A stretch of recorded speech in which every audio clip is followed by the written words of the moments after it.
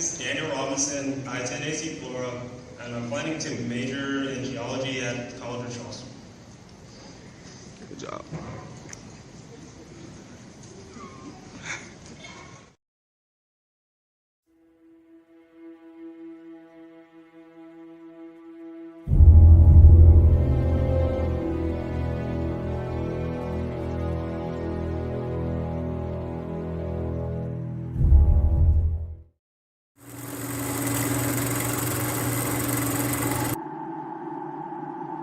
When the lights and camera turn off, I will be here. When the interest and conversation fade, I will be here. When there's no one around, a father will do anything it takes to be there for his son, to protect his family.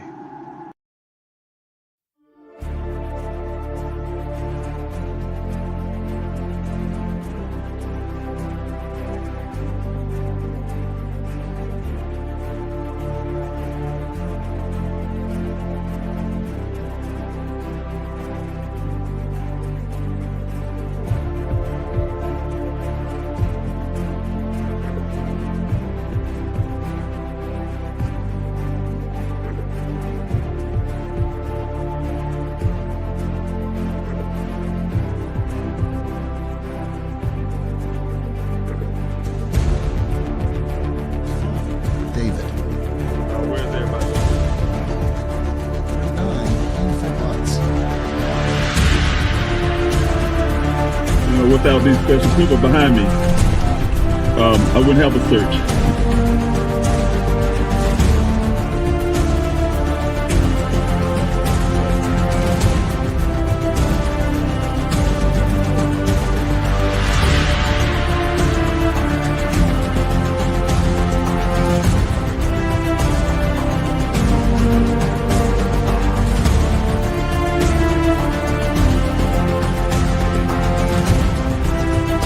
Because of the way seatbelt locked, so we know seatbelt.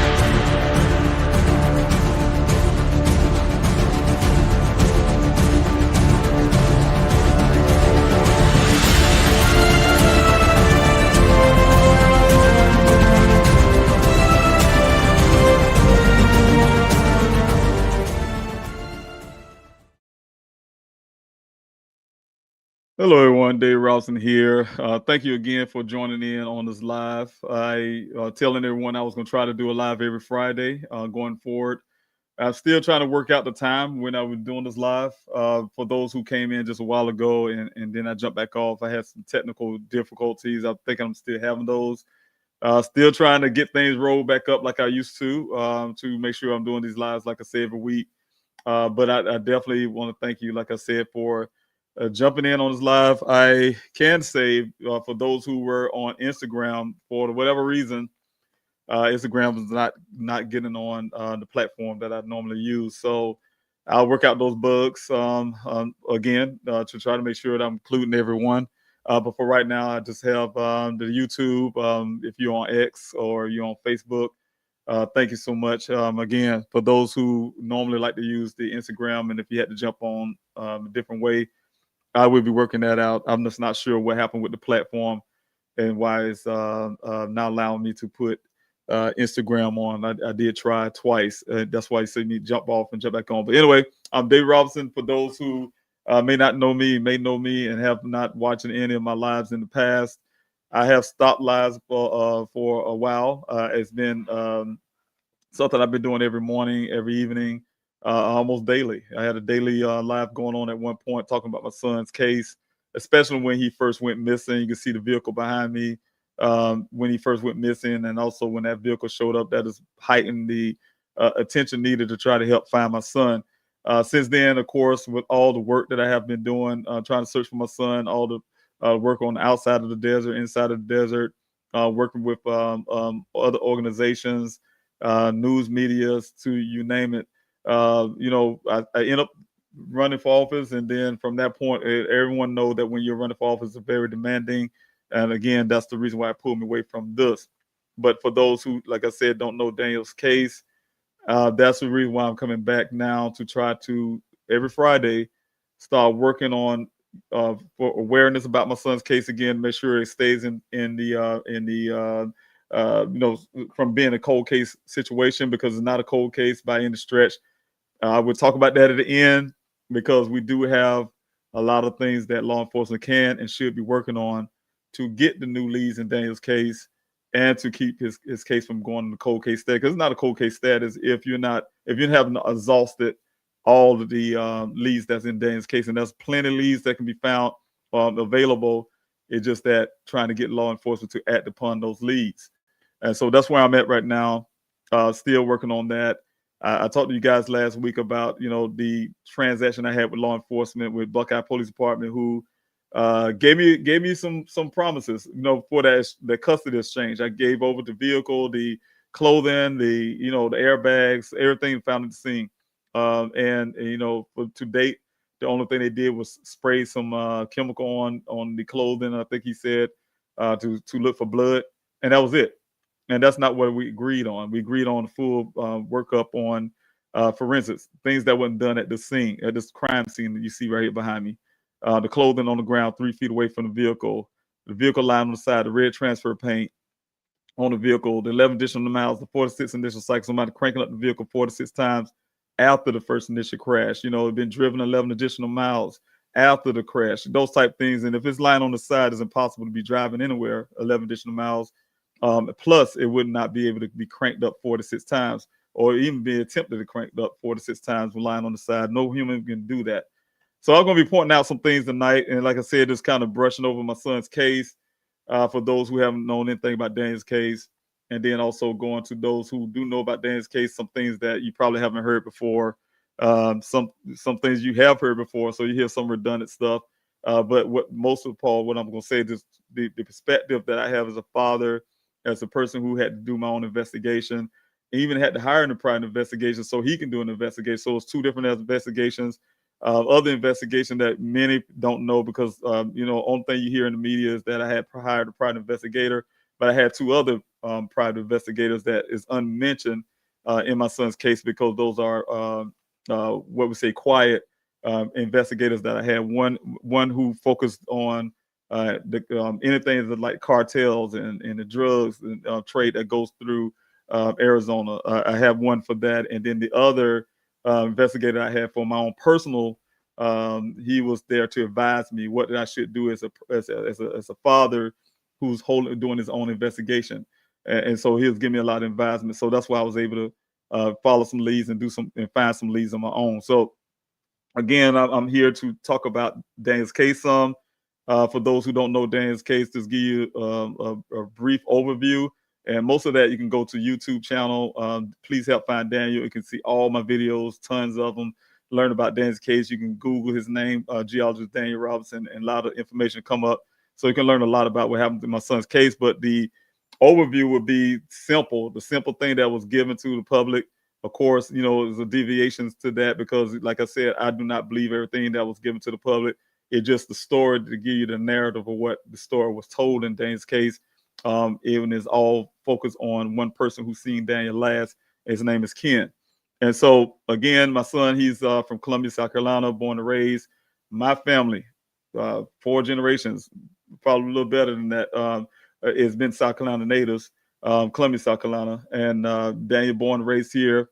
Of course, many know that Daniel, you can see in the picture here, he's born without a right hand, but that haven't stopped him. He's a person who's a go-getter. He's very free-spirited. He's a loving person. He loves God and family. One of the things I wanted to point out is that Daniel has, decided to do geology, and after he left high school, he graduated. He still was kind of undecided, but he had the idea of geology in his freshman year. He decided to keep going with that because he fell in love with it. He graduated with honors. Again, with his personality, he's a very friendly person. If you get to know Daniel, trust me, you will love him. He's he have high ambitions and aspirations, the things that he want to do. He want to be a millionaire before he turned 30, is what he tell me. So he did everything he can to try to start aligning himself that direction. Start his own business eventually. The company he ended up working for was like just a stepping stone for him. In his future, like I said, he liked to travel, and then lastly, he really enjoyed Arizona. You know, a geologist will love Arizona. So that desert terrain, he liked that, those things being around nature. So to get into his story, Daniel ended up leaving when he got out of college. He graduated. Like I said, he went to Flagstaff to take a final class. After graduation, contacted his mother. We talked about Daniel, what he's going to do when he get back, how we can help him. You know, from that point, he's going to go to look for a job or what the case may be with his career, his new career for himself. But Daniel called me and told me that he was going to remain in Arizona. It was very much a big shock. He said, hey, look, after the class, he's like, look, I landed me a job. I'm going to Phoenix, and he's staying in Arizona. He loved Arizona. So he landed his first job with Matrix New World. It's the name of the company. It's an engineering company that assess groundwaters. They work with groundwaters. Arizona being a desert state, their job is to assess groundwaters. Like I said, and they hire geologists. There's a geology type company. They hire geologists, and they also give them a title of a hydrogeologist, in which Daniel's job was a hydrogeologist, where he go out to various well sites, you know, in places where they're actually digging up groundwater, drilling, and things like that. So, you know, they assess the wells, especially when it's involving communities. By law in Arizona, every community, I think, have to have at least 2 well sites, and each of those well sites have to produce at least 100 years of water. And those wells have to recharge itself after the 100 years. So they have constant groundwater reliant on those waters. And so Daniel, on June the 23rd of 2021, he again, to back up a little bit, he goes to various well sites all the time. Sometimes he's working the day, sometimes he's working night, because I'm on the phone with him a lot. He does both, but he travels. And he was assigned to 2 well sites in Buckeye, Arizona on June the 23rd, 2021. He, according to his job, and he made it to the first well site. And from that well site, Daniel took some pictures of logs and things like that. But when he was to head to the second well site, his assignment was to go to a second well site off a road called Sun Valley Parkway, that's right outside the desert area, and meet a person from a company called Weber Waterworks, and his name is Ken. You go meet a guy named Ken. From what I can tell from Daniel's phone records, of course, in his text message, Ken called Daniel and left a voicemail that I have that asked Daniel not to come. Of course, I don't know what happened in between, how Daniel was set in one spot or he moved around, but we'll talk about those things. I have details of that now, but during the time, that wasn't part of the story. But Daniel, according to his job and according to Ken, was to meet Ken at the Sun Valley Parkway, outside of Cactus Road Junction, there outside of that desert area, the Sonoran Desert. And when Daniel got there to that location, Ken met him. According to Ken, he met Daniel on the side of the road outside of that desert. They had a brief conversation there. Daniel followed him into that desert. They drove 1 mile west, 2 miles north to get to a well site. Once they arrived to the well site at 9 o'clock, according to Ken, they had a brief conversation about the weather. Daniel, according to Ken, he said that he wanted to go back to Phoenix to rest for whatever reason, even though Daniel lived in Tempe at the time. But to go to Phoenix and rest. They talked about the weather because it's a pending storm, is what I was told at the time.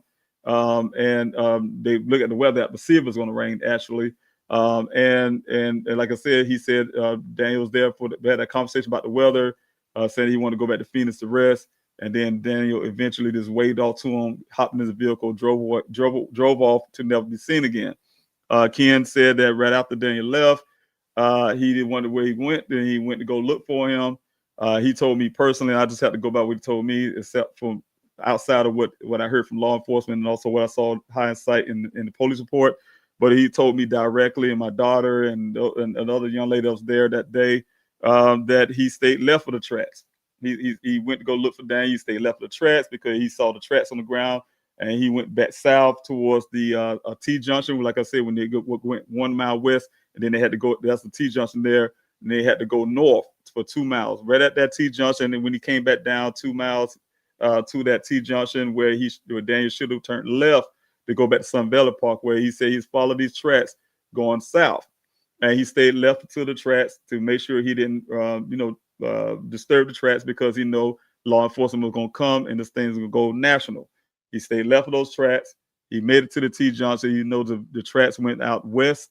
He followed tracks out west. He got to a fence with a wooden fence, and he opened the fence up. He drove another mile or so until he got to an open area. He got up in high embankment area to see if he could see Daniel from a distance. And then he said he started painting some rocks of red spray paint because he wanted law enforcement to know where the vehicle went, where the tires went, the tracks went. And so that was the initial story that I got. Like I said, for me, my perspective, actually talking to Ken, because that was the first thing I did when I left Columbia, South Carolina. I drove over 2,000 miles to get to Arizona to find my son myself. That's a little part of the story I'll be talking about today. I want to start at the beginning point and kind of give you guys an idea of where I am at in my headspace at the time, and also the challenges I had when I had to leave my home and to go search for my son. So we're going to start there. And like I said, every week I'm going to try to build on that and talk about Daniel's case. We're going to talk about the point when this vehicle showed up as well, almost 30 days after that vehicle, after Daniel supposedly left that well site, and some of the issues that I have with this vehicle. I'm going to share some of the pictures today, but we'll go deep dive in it. You know, as I get every week, I'm going to deep dive into some of the things I feel about this whole entire case. There's going to be some new things you guys have never heard about, some pictures you may see that you never seen before, those type things. But I am reserving a lot of it for a different reason, but there's some that I can let go and share with the public. So I will be doing that from time to time, little smaller things here and there, adding that you guys have never seen about Daniel's case, and talk about those things and give you a little detail, like I said, about what I feel as a father and this experience that I had dealing with law enforcement and et cetera. But before I go, I want to say hello to everyone who's in the chat. So I'm going to put you on the screen. But thank you so much, Tubi, Tub for being here, AA3 for constantly being part of my live streams. And you know, PM Channel, I really, truly, truly appreciate you. You're always there as well. I appreciate everything you do, getting even into you. Ruru, thank you so much for joining in also from the YouTube side. Olivia, thank you so much for being here from the YouTube side. I really appreciate it. Thanks so much for the prayers. And Mary Ellen, thank you so much. Greetings to you as well. I truly appreciate it. And let's see who else I have here. Happy Gail 2025. Hello to you. Thank you so much. I really appreciate it for keeping us in your prayers and your mind. I truly appreciate it. And those who are here and joining in with me, thank you so much for being a part.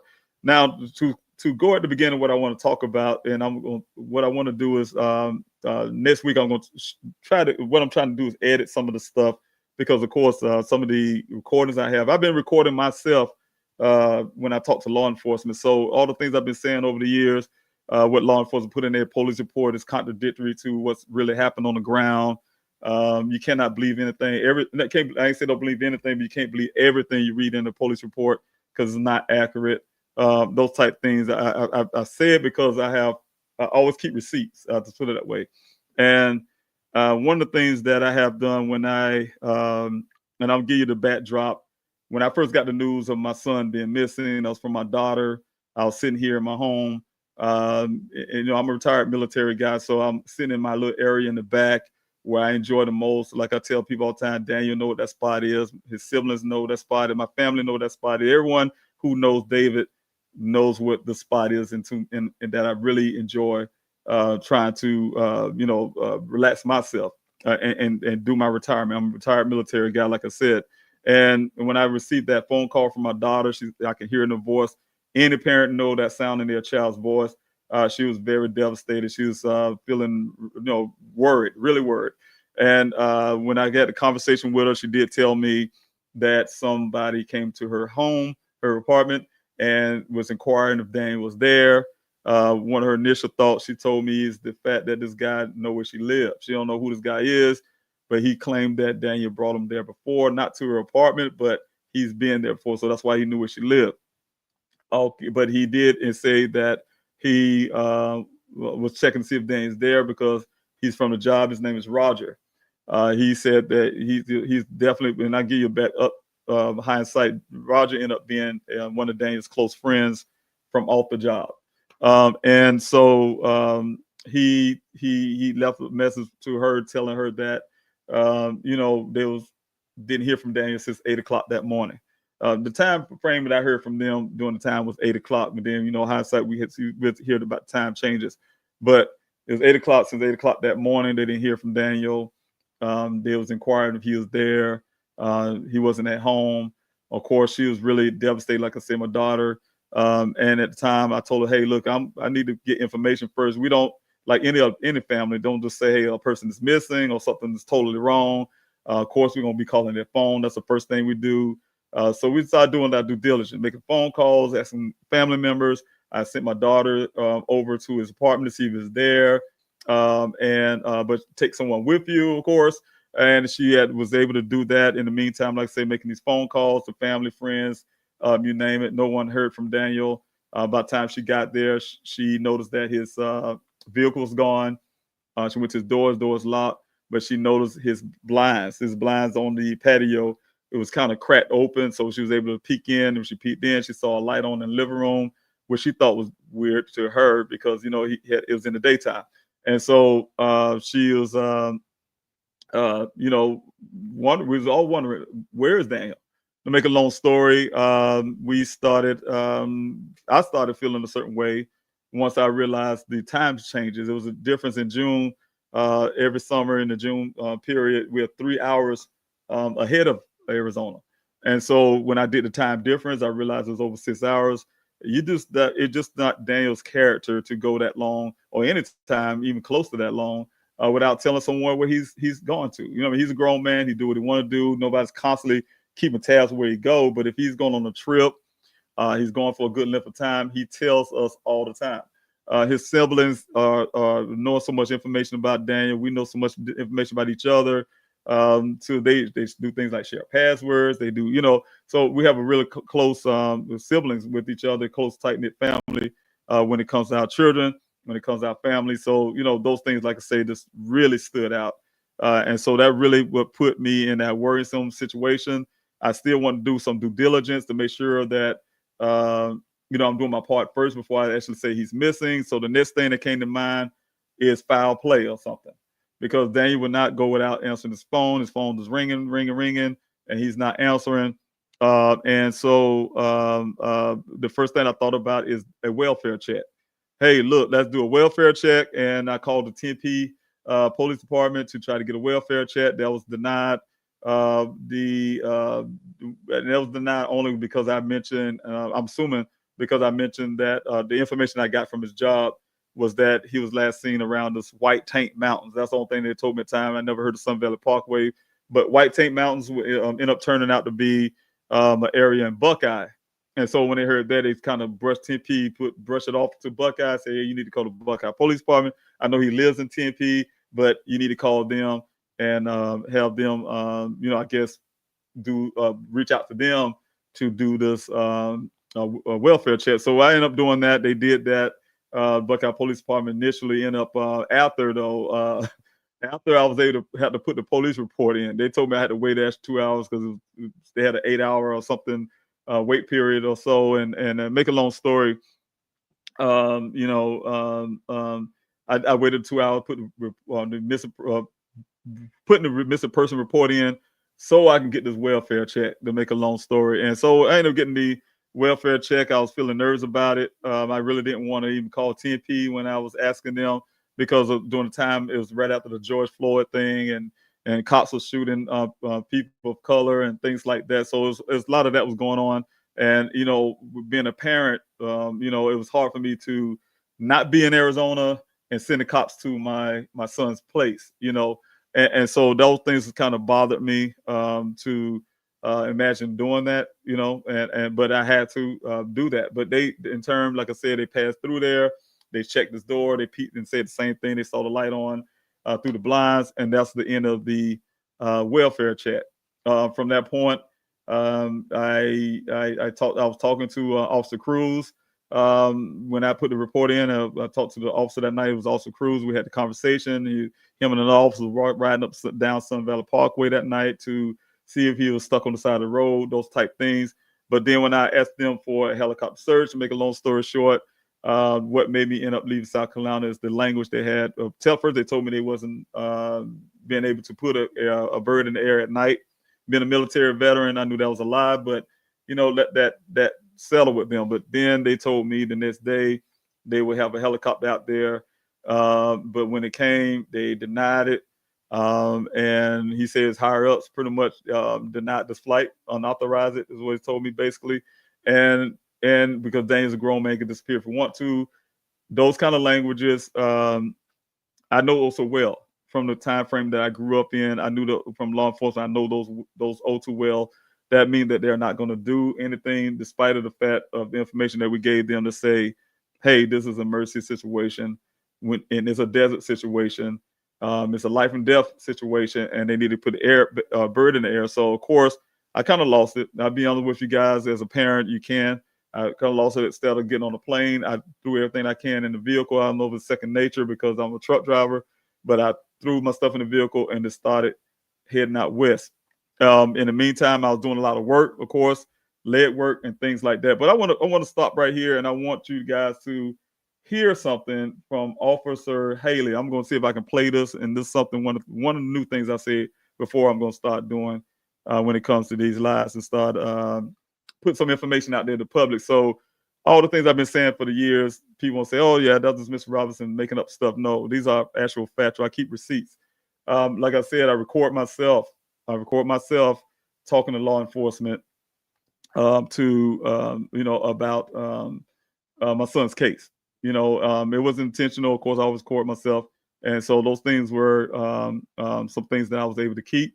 Like I tell families all the time now, hindsight, when you have a missing loved one, the first thing you need to do is to keep all the notes you can keep. Anything law enforcement tell you, anybody you talk to, whatever the case may be, you have someone to write those things down, the time that we did it, that details, whatever the case may be, have witnesses, whatever you need to do, because you never know how these things can come back to help you, right? So again, and also help you remember some of the things that happened in the case. But I'm gonna play a little part here, and I'm see if it allow me to play. And if you guys can hear this, I'm putting on a screen here. But if you guys can hear this, please give me some thumb up in the chats, because this is the first time I'm trying this on the StreamYard. I just want to make sure it actually worked.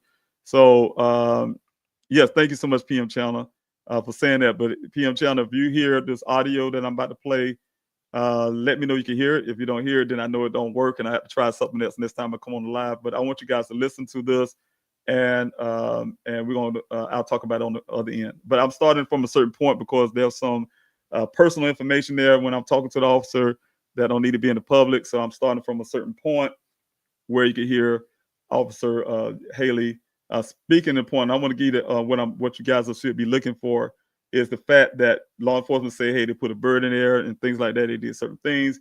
And these are, and I have more videos, audio you guys will hear where they will tell you there was nothing in the computer basically that says they ever did a search like that.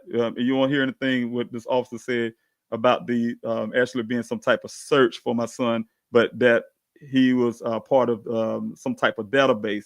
The NCIC database is what they put Daniel into. So you'll hear a little bit of that too. So I'm trying to get this screen correct so you guys. Oh, David, that's probably a little better, so you can still see me. But so I'm just trying to give you a little highlight of that, of how this would be, so you guys can understand what I'm doing. But here we go. Fault, or if it's something else going on, but that's kind of where we ended up on that part of it. So I know that we had that guy that he was working with. His name is Ken. So I talked to Ken directly because Ken was the last person to see Daniel at the job site, and I asked him like, "Hey, what was going on that day?" I know Officer Cruz talked to him yesterday, and what information I got was that, hang on a second. What information I got was that Daniel goes to this job site. This guy Ken just met Daniel that moment in time. He'd never met him before, and apparently that's a normal situation. They have different contractors they work with. Right. And when he interacts with them, he says that they get to the job site, which is like out in the desert as it is. It's like kind of about, like a mile west of the main part of the roadway there.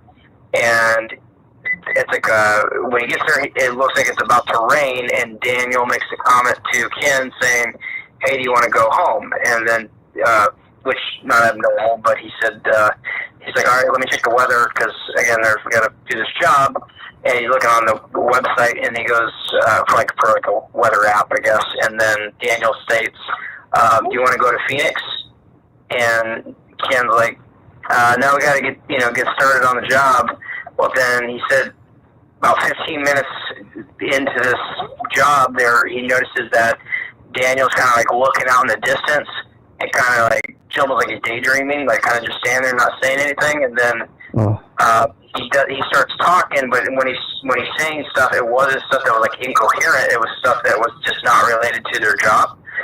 So randomly, he says at one point Daniel just waves to him like he's leaving, gets in his car, and then drives away. And he didn't know what was going on, so Ken's like, I finished my job, and then he was waiting for him to come back or something, but he never did. So he drives like down to this area where when they came into this road, it gets like a T intersection where he can go either right or left, left back towards the roadway, or right out into the desert. And I want to stop right here real quick, if everybody don't mind. One thing that Officer Haler haven't said, and also I'm going to let you guys hear what Officer Cruz said once I get, like I said, it's a lot of personal things there, a lot of information there that I definitely want to kind of protect. So once I get those things edited out, I will let you see the first officer that talked to Ken as well. His name is Officer Cruz. But either way, both have never mentioned that Ken said that it was actually raining, right? And you see that in the report reflected. He said, "Oh, it was because after the rain, there's fresh tracks and this and that."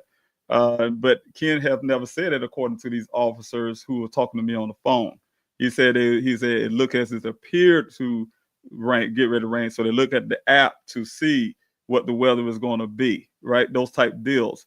So it was never mentioning that it was raining at that given time. So I just wanted everybody to point that part out.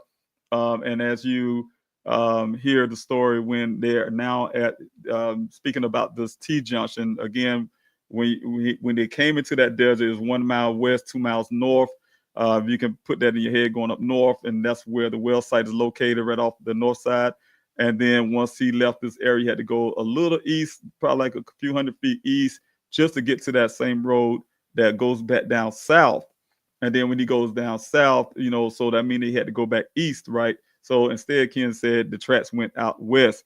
But again, I just wanted to kind of just really help everybody understand that there was never, ever mentioning of any rain. And then I can tell you this, I know we have people argue back and forth about this rain issue, but I have even checked the weather app, and you guys can go through historical points and find out was there any rain that day, and you'll find there were not any rain that day. But anyway, we would go back on, and I'll let you guys hear the rest of this. And there was like no tracks on the road, and he saw that there was some fresh tracks that went out towards the desert, and that's what made him believe he went out that direction.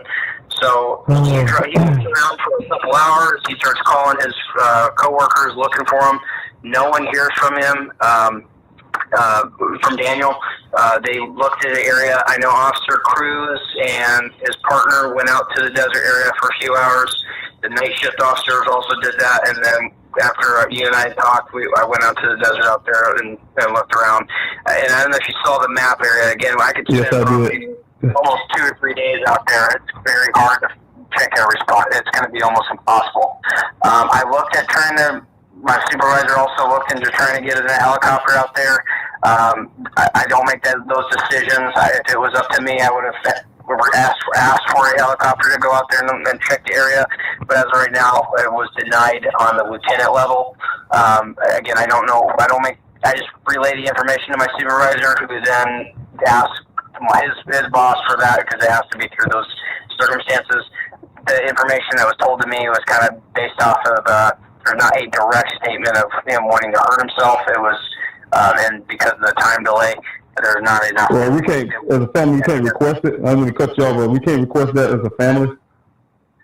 No, because I wish it was like that, you know what I mean, where somebody could ask for, I mean, you can ask always for a personal helicopter, like if you want to, if you got a family member or friend that you know that could fly their own aircraft out there, that's a different situation. But as far as a police helicopter, for a family or a citizen to request that, it would probably be denied, but that's just kind of standard protocol for those things. And I want to stop right here again, everyone. First of all, it's really hard for me to hear that again when they tell me all of that. But yeah, again, this is the day, I just want to give context. This is a day after June the 23rd, 2021. You know, I had to go the whole entire night. Talking to Officer Cruz, giving all the information that we can to really describe the urgency of them putting a helicopter in the air that night. It's nighttime, essentially. It's dark. It's in the desert.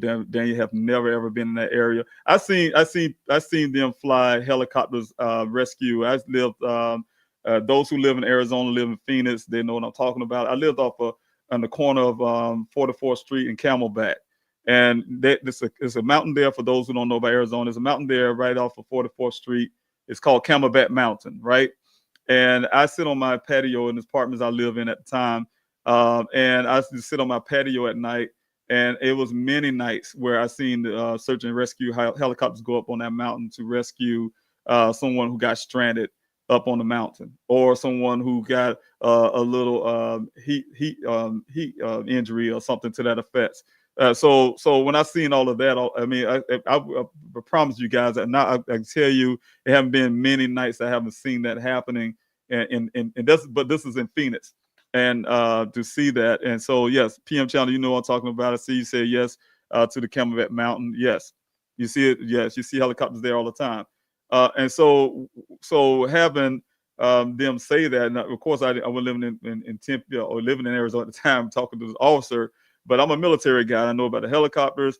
But the point is, I'm saying when there's an urgency, is the point I'm making. Daniel, born without a right hand. The first time I ever even used that. You know, Daniel is such a strong young man.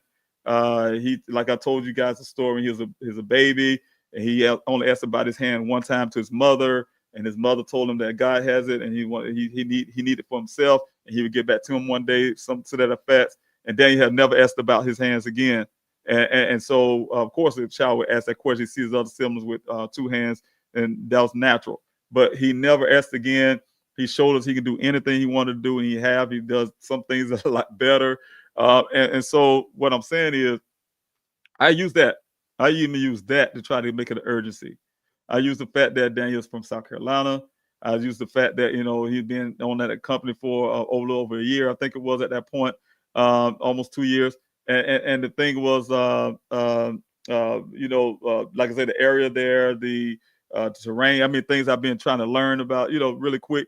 And so it's a lot. It's an urgency. There's an urgency there. The length of time that he was missing during the time in that area out there in the Sonoran Desert, it's 118 degrees in the day, and, you know, those type things. And so there was nothing.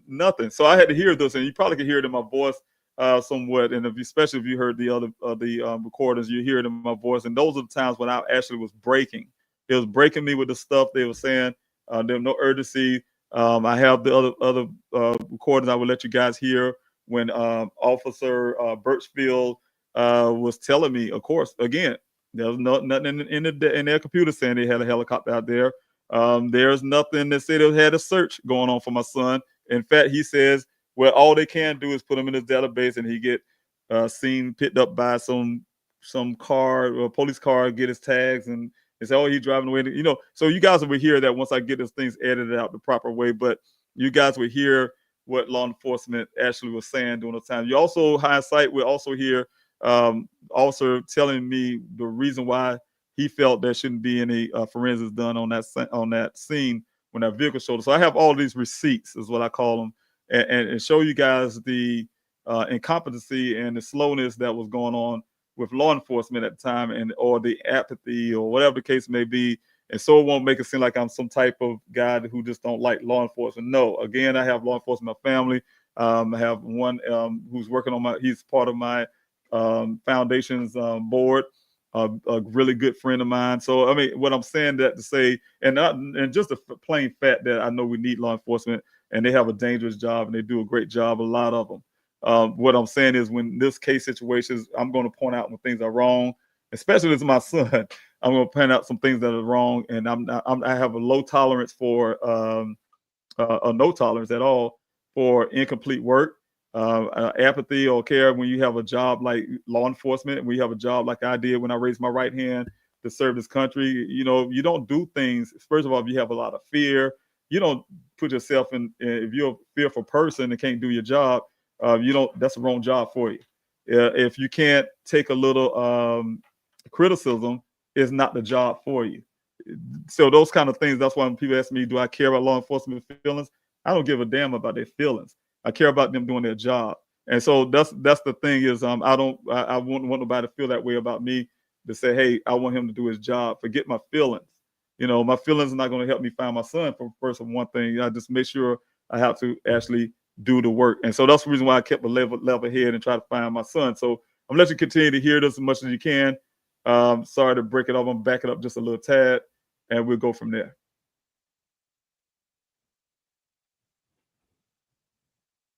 Helicopter for a family or a citizen to request that, it would probably be denied, but that's just kind of standard protocol for those things.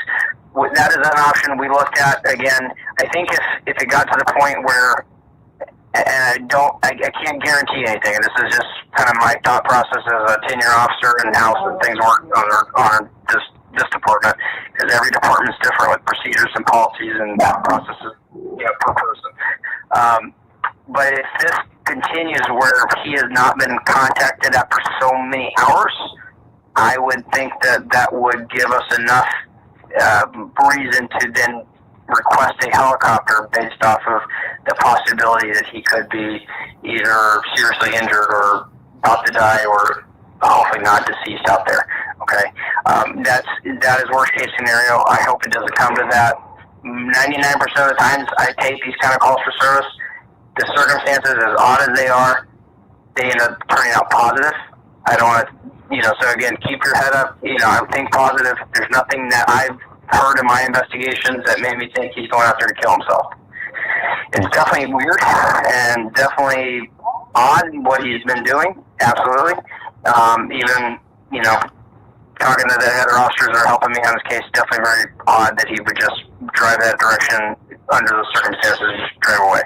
The thing with the girl, Kaylin, also makes it weird because of how he has been acting with her. But that is, nothing's showing that he's going out there to kill himself or that he went out there and didn't just drive back to somewhere else later on. You know what I mean? Right. Yes, maybe the guys, you couldn't locate him initially, but if he's in a Jeep and there is trails out there, maybe he just found a trail to drive just, a little bit lower in a level of area that he couldn't be seen by somebody. And, again, maybe the officers passed by him and didn't even notice that we were looking for him at the time. And, again, those kind of things can happen. So, again, think positive. Most of the time these things do turn out positive, but if after some time, and I'm going to guess that probably by tomorrow morning, I come back on to work at 5:30. I get off at 3:30 today, and I'm going to make sure that the officer coming on shift at 2 o'clock, actually it's 2 o'clock right now in Arizona, the officers that are working on shift in that area, they just got on shift just now. I think it's Officer Cruz that's going to be working in that area again, but I'll double check. I will inform whatever officers are working in that beat of what happened as far as my investigation today, so they're aware and get up to speed on this. But I would say by tomorrow at 5:30, if I come into work, which is when I do, and we still haven't found or heard from him, and I can reach out to you guys tomorrow to verify that, I would believe, I can't guarantee, but I would believe that it would make us be more persuaded to try to issue that helicopter to come out and look.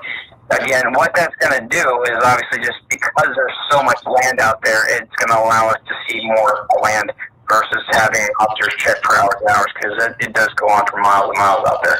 And sometimes that having an helicopter has been negative results where they're not able to find anything. Helicopters can only go so far, they only travel so much, and sometimes it can just be covered by a tree, a dirt, whatever the situation may be. But that was something we could look into maybe doing tomorrow. If by tomorrow we haven't heard from him, and it's starting to get to that point where, and luckily the weather's, I don't know if you're out here, you're not out here in Arizona right now, right? You're in North Carolina? I'm in South Carolina. South Carolina. Yeah. So the weather out here, as of right now, it's like 102. So it's not terrible. It's not super comfortable, but it's not enough to the point where, if he has a little bit of water, I think he'd be okay, but it's not like 125, 130 like how it is on certain summer days. So he's been, it's fortunate that yesterday was even better than today as far as with the weather. It was overcast and, a little bit of rain, so cooler weather than normal, but it's obviously starting to pick up back on the heat, and if he's out there stranded and, there's now day 2, it's now looking at, longer than 30 hours or more, then that's when we start possibly expediting our ability to try to reach out to him. Obviously, in the meantime, anytime that, there's social media that he gets on or logs in or anything like that, feel free to let us know. It can be 2 a.m, and let's say you log into Instagram or Facebook and you see a post from him. That means he's okay, or somebody at least logged into under his name, so we can let us know that new information. That way we can look into it, and again, we will reach out. I'll reach out to you tomorrow, and hopefully by then we've heard something. Okay. Do you have any information or any questions that about anything we talked about? No, not at this moment. My mind's kind of gone right now. I was thinking about flying out that way. Is the way y'all have like a map of that whole area, that y'all personal map or anything like that? We can go look ourselves. So I can give you the coordinates for where he was last located, and I can give the cross streets as well of where that is at. And how I've been looking at it, at least on my end, is through Google Maps. Oh, okay. Yeah, so if you can actually enter the coordinates through Google Maps and see the job site that he was last seen at. But even better, if you go to the cross streets, and I can make sure that you have the correct spelling of the street names and all that, it will pull up on Google Maps, and if there's a satellite view on Google Maps you can look at, and that's how I've been able to see what the surrounding area is. It shows just miles of desert, basically. There is a dirt road that goes into that from the main roadway on Sundial Parkway. There's a double, looks like a double gated fence. That's where they met. Ken and him met, and then they went a mile west of that main roadway on a desert dirt road. It goes about a mile west, and then about, I would say, less than a quarter mile north. There's another dirt trail that kind of like a T intersection there. Right. And then this job site is there. And that job site is where I have the approximate coordinates at. But the location of where he was last seen was by Ken, with the dirt tracks is where he thinks he turned when he went right at that T intersection to go out to the desert instead of making a left and going back the road that they came in on to get to the main roadway. Oh, wow. So again, I would not believe that he got confused and got lost, because it's if you know you're in a basic area, there's enough landmarks out there to go, okay, this is north, this is south kind of thing, and plus he's in a Jeep, so it probably has a compass in it anyways. Right. And I don't think they were too far away from the roadway that you can't see vehicles. There is vehicles on Sundial Parkway all the time that you could probably see it from where they were working at, but my guess is that if he did make a right-hand turn and got lost, he would have called. So that's what made it weird that is he doing this intentionally or what have you. And then the fact that he doesn't tell anybody from his company and doesn't log back into work, those kind of things are all kind of pointing to being very, very weird. So, but yeah, if you want me to, I can send you a screenshot of the Google Maps location that I can see. That way you have it. If you want to come out on your own time with anybody that you feel comfortable bringing to search, you can. I don't want to say you should or shouldn't do that. This is your son. I understand how, but be cautious if you do start going out there to search that. I don't want to see other people get stranded or lost or what have you. But again, I can't stop you if you want to go on your own or with other family members or friends of yours to go look on your own for him. What I would encourage you doing is if you do decide to come out there and do that, just let us know or let the police department know that you're going to be doing that. So that way, if you go missing or somebody else, we're kind of letting you know where your last location is. So that way we can try to locate you if you go missing by accident or what have you. So, but I don't want to say you should come out and look for son. Again, I think it's way too early for me to even say that at this point. A lot of the times, especially with adults that take off from the house, or even with teenagers that run away from the house, usually 24 or 48 hours, and most of the time they end up being at a location that we're like, okay, that's where you were. You were at a friend's house. You're somebody that we don't know about, or you have this inner life that you don't really talk to your family about. Right. That's kind of usually what the outcomes are. So there could be a reason for this. Again, we'll try to. I would say just give us some time. But again, if you want to come out on your own and search and all that, that's completely up to you, sir. And I can definitely send you a picture of to your phone of that Google Maps stuff so you can see where. You may not have to. Is that the Sun Valley? I think it's in the early Sun Valley Parkway and Cactus Road. Yes, sir. Okay. Yeah, I did pull that up on the map. So if you go to Google Maps and you look at that intersection, Cactus runs west and east. So west of Sun Valley Parkway, you'll see like a dirt trail on Google Maps. It's kind of faint there, but it's big enough that you'll see it start going west. It kind of goes up a little bit north, and then it goes west again. And then you'll see a T intersection kind of right before that wash there. The wash area runs north and south, but it's about a mile, and about a mile west of Sun Valley Parkway, you'll see this T intersection where it can continue in the west or it goes north, and that's where you go north for probably, I think I said a quarter mile or a little bit less than a quarter mile, and that's where that job site is. It's like a well in the ground, or like they're drilling some water down there. Okay. I've never seen that out there. Again, there's a lot of like little pockets of construction going around out there, but that's what they were doing, and from that location is where he drove away, and then he, like I said, put all the tracks out of there. So. Okay, yeah, I see it right on the map. I see it now. Okay. I understand. Okay. I appreciate it. Yeah, absolutely.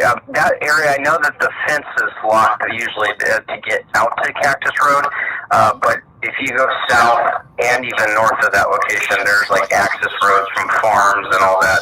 Not farms, but they have like little access gates because there's cattle out there that usually farmers or people that ride their quads and stuff will go onto that, and they connect out there.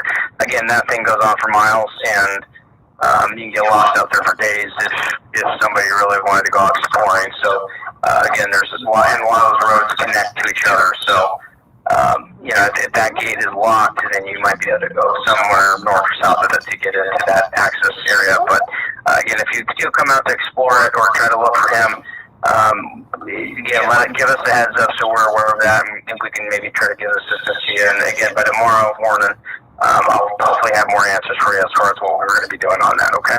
Yes, sir. All right. Is there anything else I can help you with, bro? No, that'll be it.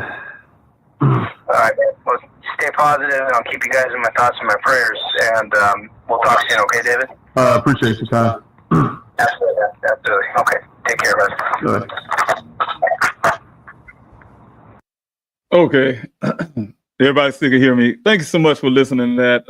I started to cut off a little earlier than that, but decided to go ahead and let it run through. I know it was really lengthy. It's really lengthy voice thing.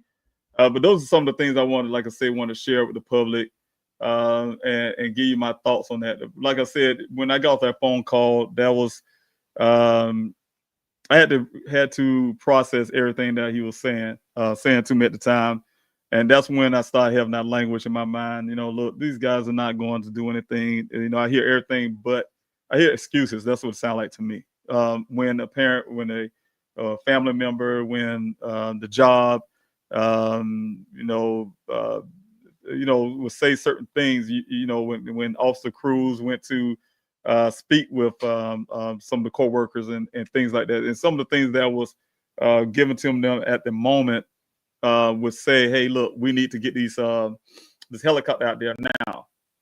So, give me a moment again. That bothered me. And it still bothered me. It's bothered me every time I hear it. I have to relive it every moment a lot. So those things bother me. Now, I want to say that I have a couple of things I want to go before I jump off because it's already almost an hour into this live. And I want to, excuse me, everyone, I have an allergy issue, but I want to give one more, if I can, for everyone. And this is just some photos. I just want to kind of talk about the first search and a couple of things that would kind of come to mind when I talk about this. And you probably would yourself say, you know what, this is something that we need to consider. And so when I say I put a lot of things in the public, I don't put a lot of things in the public. I have my own investigation. And I'm putting this out and I'm going to say, I'm not saying anyone is a suspect, but these are some of the things you have to consider when it turns to the story about what happened to my son. But I want to go in the comments real quick, and I want to say something about your comments.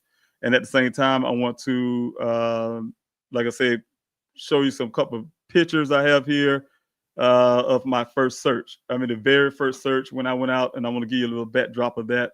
But I did see you all on the comments while this thing was going on. I wish I saw it on, you guys have it on the screen here, but I want to, as you talk about it, Kim, you said it kills me when law enforcement says someone has to be missing 48 to 72 hours. Yes, before they can do anything. Then others wait to report, and law enforcement says, why did you take so long to report?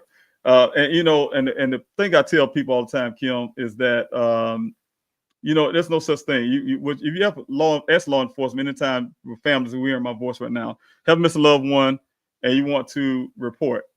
If they ever tell you that, I didn't know at the time, but if they ever tell you, hey, look, you have to wait 2 hours, you have to wait 1 hour, you have to wait 5 minutes, it don't matter.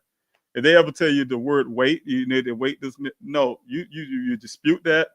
Say, hey, look, what is your policy that says that? And they will not be able to pull it up because there's no such policies in police departments that would have you wait any given moment of time. So the way I look at that is when law enforcement tried to play family member, or they try to play know-it-all, or whatever the case may be, or they just don't feel like doing the work, right?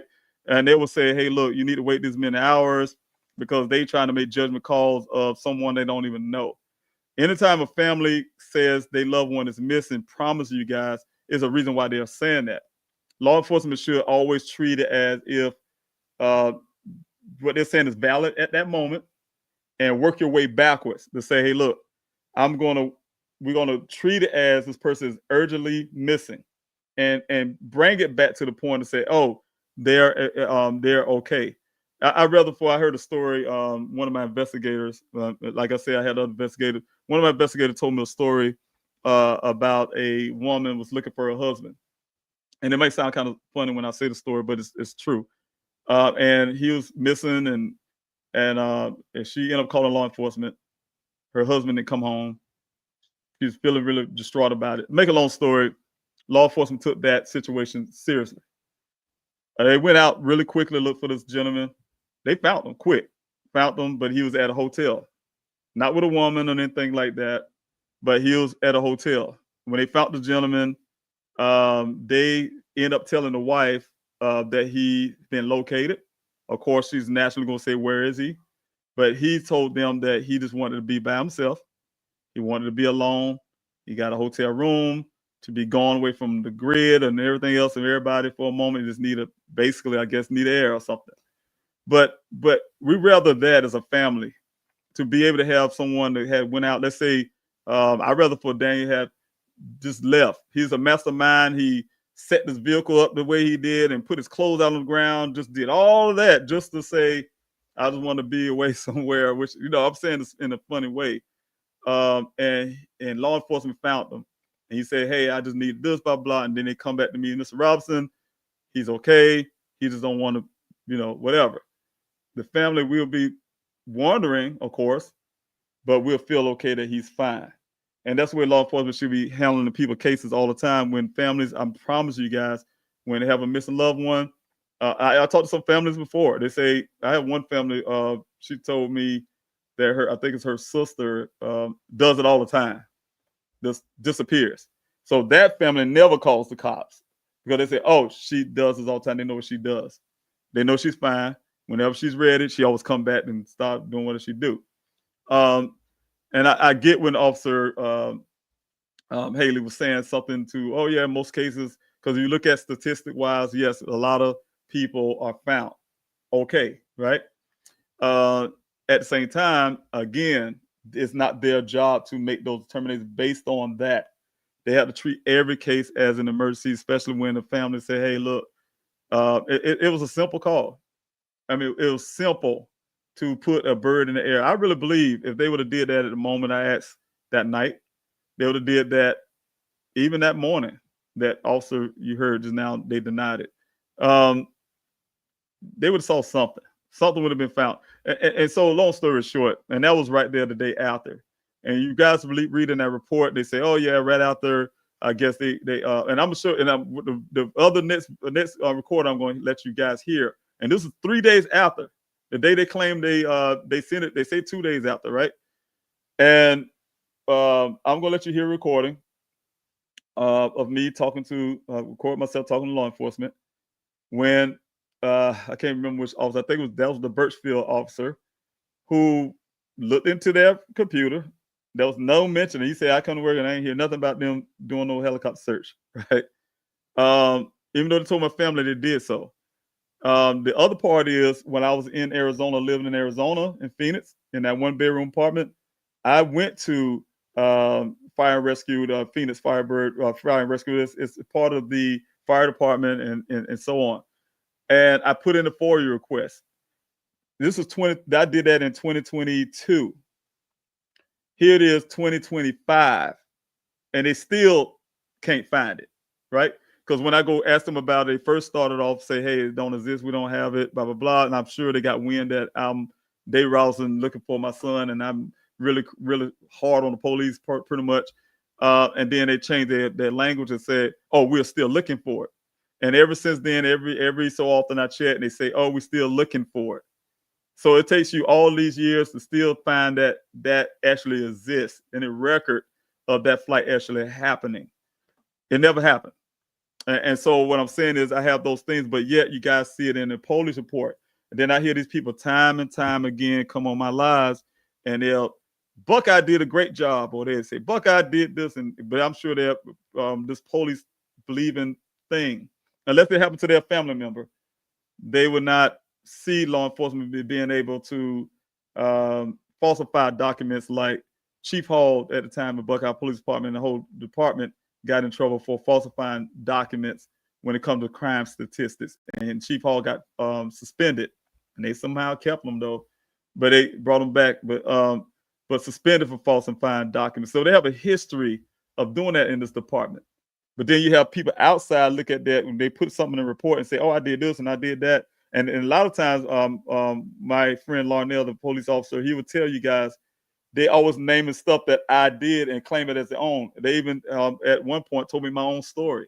I was talking to Detective Biffin one time, and he was telling me my own story. But I was telling him about me and my investigator went up to Flagstaff, and we followed a lead where we went to a grocery store called Bash's. Anybody who live in Arizona and know what Bash's is? We don't have Bash's here, but went to the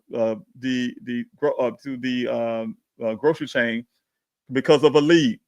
So one thing they see Daniel panhandling outside of the grocery store. Make a long story, he was with some other people, blah blah, and we went there, and make a long story short, it didn't lead to nowhere.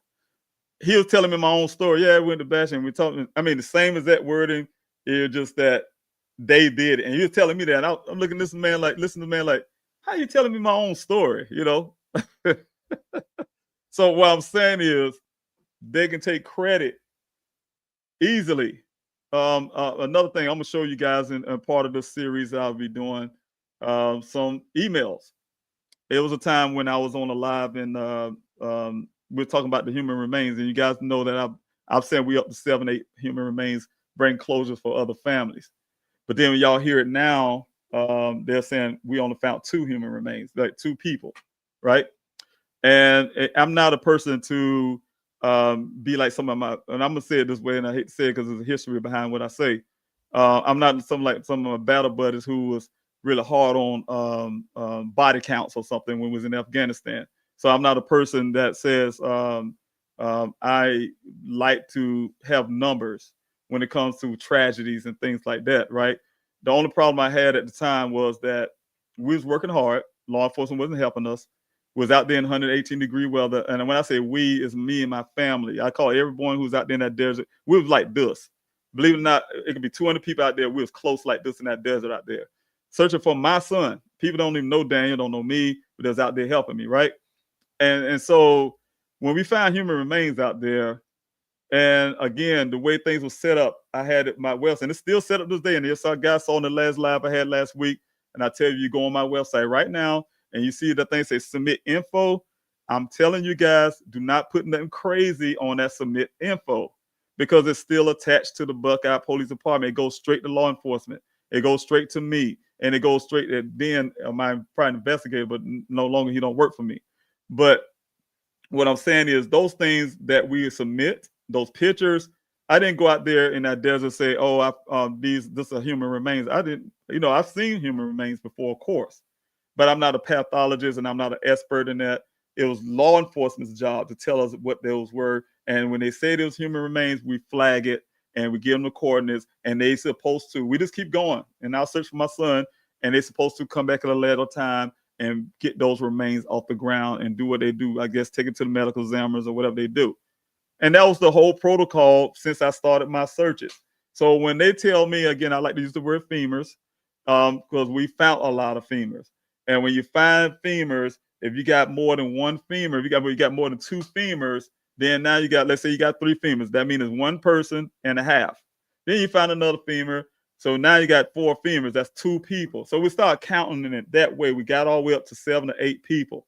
That's how we got it. And for different things, we gotta have 1 long vertebrae. And I don't know too many people who got 2 spinal cords. But if you find more than, so we kind of add these things up to get the numbers that we have. Make a long story, keeping up. We lost kind of losing track. And that's why I can't argue with them, because those, when I say I have some little things that happen in my search with certain personnel, lost a lot of information. But one thing that still remains is the fact that I'm going to show you guys an email. Someone came on my live and say there was really one of the, I don't know if it was a volunteer, but someone who was supporting everything I do hit me up on email me and said, Mr. Robinson, don't you know the Maricopa County Medical Examiner Office giving credit to the Buckeye Police Department for finding human remains? Now, we all know the Buckeye Police Department haven't even found their own hands in front of their face. They say they had, when this vehicle showed up, they had cadaver dogs and search dogs out there. They claimed, which even though the rancher said they only had 1 dog, he was there witness it. And that dog didn't stay long for 30 minutes and went back in because there was a mountain lion out there. But they say there's right here at the scene with tracking dogs and cadaver dogs and stuff, right? But yet somehow they didn't see that human skull not too far from this spot right here. I mean, on a few hundred feet, we found that, right? So what I'm saying is, when that person said that to me, it made me feel offended, because I know the hard work that the volunteers have been doing out there to find that and bring these closures to these families. And then yet the police department get credit for something they haven't done. So I called the Maricopa County Sheriff's Office myself. I made a complaint about it. They and I have the email where they apologized to me and correct the error and gave a contribution to my searches and the volunteers in the desert out there to find these human remains. And it was these human remains. It wasn't 1 or 2. They tried to credit to be. So long story. And one of those human remains was contributed to a family in Florida. So all those things are things that happen in real on the ground versus what you see in a report. That's why when you guys, I have someone I talked to today and say, hey, you read this in the report? I said, man, I stopped reading that report a long time ago because it's trash to me, right? because a lot of things, every time I read certain things and I start getting angrier and angrier when it comes to police report, especially when they start attacking me personally. Oh, Mr. McGrath said this. I mean, they ain't got nothing to do with my son being missing what Mr. McGrath think or whatever the case may be. So those kind of things, sensationalizing Daniel's case. But nevertheless, what I'm saying is I got some things I want to keep sharing with you guys to help you guys understand Daniel's case a lot better.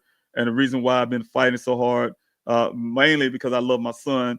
The other part is because I thought when I first came out to Arizona that, you know, I was going to have law enforcement working with me. And I really believed it for a long time. But after this vehicle showed up, I still thought they was working with me. They gave me the information I had. That's why I have all this thing. The first police report, it was partial, and then they gave me a full report. And they said it was done. They told my investigator to investigate. So I thought they was working with me. But then when they gave me that story about maybe he joined the monastery, become a monk, and some wild animal ate him, and then stuff at the scene just didn't make sense to me. And I know my son, you know, and I had to go get a private investigator. And once we got the private investigator, and he found the red transfer paint and 11 additional miles that started off, and then they gave him a hard time. He said he wanted to take the infotainment system, send out to California for analysis, and get that report, which he ended up doing. And when he compiled all that stuff together and found all this information that say this vehicle was staged right here at this point, it was put there because it don't match the damage and all that. He reconstructionist. The damage on the vehicle don't match the terrain. I mean, there's all of the information that we have. And we had all that information. This says, hey, this is foul play that happened here. Gave it to Buckeye Police. They held on it. They didn't speak to me for a whole month. They all of a sudden they shut down. I don't know what they were doing it the whole time. And what I found that they ended up doing is hiring their own. Now they have detectives. So why they had to hire a private investigator? But they hired their own private investigator to dispute what my investigator gave them. It's like the whole intent was just that, this dispute. And the crazy part about that investigator, his name called Santan Recon, is that he's supposed to be a reputable type of investigator, right? It has in reconstruction, but he based his whole report, a long report. And you guys gonna see that too. It's almost like me looking at this picture right here and telling you what happened on the scene without actually touching this vehicle, without examining this damages, the length of a scar on the vehicle, checking that red transfer paint, looking at the vehicle versus the terrain. He looking at pictures that was taken from the scene and make a full report about something he never seen in his life. You get what I'm saying? Didn't even have the audacity or encouragement to even ask me for the vehicle. It was in my possession at the time. He could have said to me, hey, Mr. Robinson, can I examine the vehicle? I may have said yes. Even though I didn't trust the Buckeye Police, I may have said yes. You examine the vehicle, see what my investigator, for matter of fact, my investigator and you both can go together and look at this vehicle together and really do a proper analysis of this vehicle that was says the same thing what my investigator found. Instead of them accepting it, they started fighting against me, and they started sensationalizing my son's case and so on and so on and so on and so on until this day where we're going. So what I'm saying is somebody come to me and they say Buckeye Police does such a great job, it always offends me because they haven't been on the ground to have to deal with the things that I had to deal with as a father, as a novice, as a person that didn't know, and I had to learn on the curve. I had to learn how to be an investigator. I had to wear many hats. I had to learn how to be a private investigator of my own. I had to be an advocate for my son, to try to get his story on a national level. It took me 3 months to do that. How to organize a search, how to learn. I had to educate myself about the Sonoran Desert. You ask me about Sonoran Desert, I can tell you everything about that Sonoran Desert out there. I can tell you about the Prospect Mines. I can tell you about the wars pretty much they had for that land out there in the 80s. I can tell you so much because I had to sit there and do a lot and get only 2 hours of sleep every night. So long story, what I'm saying is, I'm here to educate people, at the same time talk about Daniel's case, to give you a little bit more like I did when you heard me record myself, the recordings I have of myself talking to law enforcement, so you guys can hear reason why I say that report. Now, don't take that report they have written in stone as totally credible, right? So that's the reason why I say these things. But anyway, let me get back to what I want to show you guys, and I'm gonna give you the backdrop of that. I spent many days when I got to Arizona. The first thing I did was talk to Ken at that well site. The crazy ironicity to that, let me see if I got it on the wrong side here. The crazy ironicity to this story is I was driving. I'll be honest with you, as a father, that's all I could see at the time, right? I wanted to find my son because in my mind, to be honest with you, I was gonna get to Arizona and find Daniel just like that. That was what I believed. But I also wanted to see this guy Ken, and I had to look this man in the eye. I'm a single parent, and you know I know my son. If anybody know Daniel, I know Daniel. I'm there all his life, you know, and so this guy was telling me something about my son that I would have known. It's a couple things that stuck out to me while I was driving. He said he wanted to go to Tempe and rest. I didn't think about the Phoenix and rest. I didn't think about the fact that he lived in Tempe because I was really unfamiliar about Arizona at the time. But the thing that stuck out to me that he said he was sleepy, right? He was so sleepy he wanted to go home. And I know my son, if he was sleepy, first of all, he would have called in to work if it was that sleepy at the second well site. And then the other part is if he just wouldn't have came at all. I just know there's certain things that stood out to me, and it didn't sound like my son when he was talking. Then he was talking about he said he was they said that he was seeing if his eyes. It's some things that you guys haven't seen the report, but see if his eyes was dilated, right? And then I said my son is a black male, and my doctors have to take a light and put it in my eye to see my pupils or whatever. I'm sure everybody, when they go to the eye doctor and stuff like that, my son would not let some grown man, shine a light in his eye to see if his eyes dilated or something. I mean, some crazy stuff he was saying. Ken was saying. So those kind of things stood out to me, and it was bothering me. And I would say, this man gonna have to look me in my eye and say that crap. Basically, that's how I felt, you know. And I wouldn't call the man a liar at the time. I just need to hear him look in my eyes and say it was the truth, what the officers were telling me at the time, right? And so I did that, set that up. I talked to Ken, and I told you the story, and I'm going to show you some footages of that, but not tonight because I didn't prepare for that. But we'll be talking about Ken's story too, a little in depth. The pictures I have and the notes that I'll take, you guys will see the pad in my hand and also the two witnesses, but the pad in my hand that I wrote down as he was talking. So it wasn't like I forgot what he said, right, to me directly. When I say he stayed left of those track and he knew this thing's gonna go national, and you know, law enforcement gonna go look in it, and these things gonna go national. It's steered in my brain, and I have those things still. So why would he say this thing would go national? And what that was all about, you know? And this thing, which he ended up doing, it ended up going national. My son's story had went national. Unless he's a psychic or a prophet or something, I don't know why he said that. The other part is I was out there. I didn't know how to get in the desert, and I still was encouraged by law enforcement at the time when I got in Arizona, not to go in the desert because I drive a car, a four-wheel car. We call them four-wheelers, the truck drivers. I don't want to tell what type I have, but a car. And he said, you know, you go out there, you get stuck. He would start mentioning these words, ravines. That's what made me really go study this desert. I've been in the desert, of course, in Afghanistan. Someone that said, yes, do they realize that you're a veteran? Yes, they did not, obviously, especially when they tell me some crazy stuff. But yes, I'm a veteran. I'm a war veteran. I'm a veteran who's been in Afghanistan. I've been in the desert. I lived in the desert for 14 months for deployments. And so the point is, what I'm saying is I know desert terrain when it comes to Afghanistan and the heat training that we have and all this kind of stuff in the military. But I didn't know anything about this vegetation type desert of Arizona. So I had to educate myself when law enforcement say, hey, don't go out there.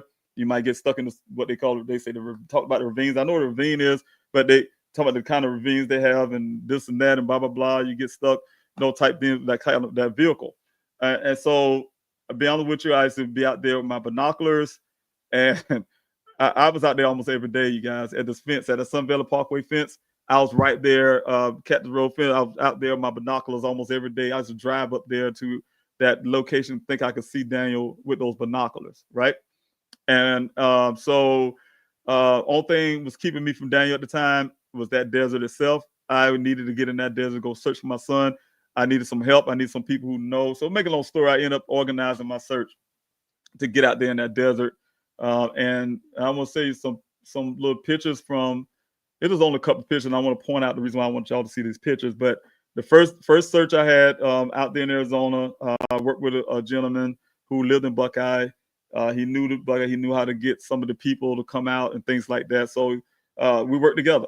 Start the first search, and we met at a truck stop. That's where the first search was going to be. We put it out on the internet and all that stuff. And nervous, not knowing the people going to show up. One thing that I wanted person to come was Daniel's boss. As Daniel's boss come, he said he was coming. We were talking on the phone. I got to the gas station early, the truck stop early, waiting on everybody to show up. And when Daniel's boss showed up, he told me what vehicle he was driving in. I'm telling you guys, I looking, because when he said it, he said, I'm at the pump. I looked there behind, look out my window, my car, and I saw a red vehicle sitting there. And you guys know that I said the word red. Red vehicle sitting there, red pickup truck. But this pickup truck had a lot of heavy damage on the front end of it, right? And at the time, I was like, that can't be him. And he said, yeah, blah, blah, blah, something. And then, yes, sure enough, that's his vehicle. It's a red pickup truck, and it has a lot of front end damage, right? And I was like, he driving that raggedy. That's what I was thinking in my head. Is he gonna get that fix? Basically, you know, don't mean like saying somebody's car raggedy, but he's gonna get that fix. And so that's what I was thinking in my mind. But I talked to him, and then we, once we got everybody together, we started saying, hey, you know, give them assessment what they need to do when we get out to the desert. Everybody's gonna follow us to the next exit, which would have been Sun Valley Parkway, and we're gonna go up to this area. And the guy that I was working with, he knew the area real well. I didn't even know how to get to this well site at the point, but I knew I needed to get there. That was on my mind day and night. I need to get to this well site. I need to find out, see this place where my son was last seen. All this kind of stuff is in my head. And so, make a long story, everybody paired off. And I can tell you, you know how this world is, and this is the truth. And I went the way I'm going to say it is factual. Big old crowd. Everybody white out there but me. I'm the only black person at the time. But then I noticed there was a black female standing there. And the black female, she was standing by herself. Then all of a sudden, when I looked at her again, she was standing next to me. Because, you know, it's natural for people the same race, they kind of gravitate towards each other. So she's standing next to me, and he was putting people, say, hey, anybody want to, we need people get in groups of twos, my partner. He's like, hey, look, man, we need to get everybody in groups of twos. Everybody don't need to stick together. And so when we go out there, everybody paired off each other, and we was the only two left. So, and I said, okay, well, we're going to hop in my vehicle and go, because I was at that point to say, I'm just going to bust my car up because I have to go out there to this. I need to see this well site. And she was like, no, I got an SUV. Really nice, a brand new one. I got this SUV. We taking this. No, I'm taking my car. You're not taking. No, we're taking this. Whatever. Make a long story. Got into her vehicle and drove up, followed the group to which that's the reason why I had Daniel Boss to come, because he needed to show us exactly how to get to this well site. Right? Because nobody really knows where this well site is located. The person I'm working with didn't know, we didn't know, and his job was to get us to this well site. Everybody else was going out there to do what we call a hasty search, just ride around in the vehicle, see if you can find anything in these trails with Daniel. We was going straight to the well site. That was my mission. And so when we got off of Sun Valley Parkway, we was going down the little road. We passed that T-junction thing. Now that hindsight, I know it, because he stopped. He said, oh, no, we're supposed to turn here. And we backed up a little bit, and then we ended up going up north, like you guys hear the story, towards that well site. Now, I hear the officer saying a little, like less than a half mile up north, but no, Ken said 2 miles. And also the other officer told me 2 miles to get in. Also, Daniel's boss was saying 2 miles north to get to this well site. So we started driving there, and he got us to this location, and the location he sent us to was actually a corral. So I'm looking at it, and we're looking for this well site. We're walking all around the corral, cow poop all over the place. Walking through, and I'm like, this can't be right. But he was saying this well, we're looking for this well, whatever. Come to find out it was a little further up, right? And I'm sure that's where the 2 mile, close to the 2 mile mark is. But anyway, without further ado, I'm gonna go ahead and put this on. Pictures here. I'm gonna make it bigger so everybody can see this. But this is his vehicle. This is close to the best I can make this. You guys probably own the vehicle I have, like I said. And this is the vehicle, and I'll kind of blow it up a little bit so you guys can see see the color of it in a way. Red vehicle. This Daniel's boss. Right? You can see this better. But anyway, we followed behind him off of Sun Valley Parkway going down this dirt road. It's a little north of that West Cactus trail. And so this trail leads us down to where the T-junction will end up coming in. And then, like I said, you make that right turn and go north to get to the well site. But then when he did that, let's see if I can get it back here. When he did that, I'm just taking some little shots, of course, of the terrain. That's my first time being out in that desert, and I'm just trying to assess where we go. But this is what I'm talking about. We got here, and if you guys can't tell, but there was that front end over there on the other side of that vehicle is really bad. But this is the area that he took us to, and it was a corral. And like I say, it was cow poop all over the place. That's one thing that I noticed, and we was walking around this whole entire structure and inside this area where I guess the cows are held at or something, because like I said, it's all over the place. And we didn't find any well, right? So had to leave out of this area, and he tried to get his bearings right, I guess, into that fact. Then he finally got it right, and he just took us to the well site, and that's why we ended up here at the well site where the vehicle is actually located. So this is my first time actually seeing this vehicle for the first time. I mean, this well site for the first time. I didn't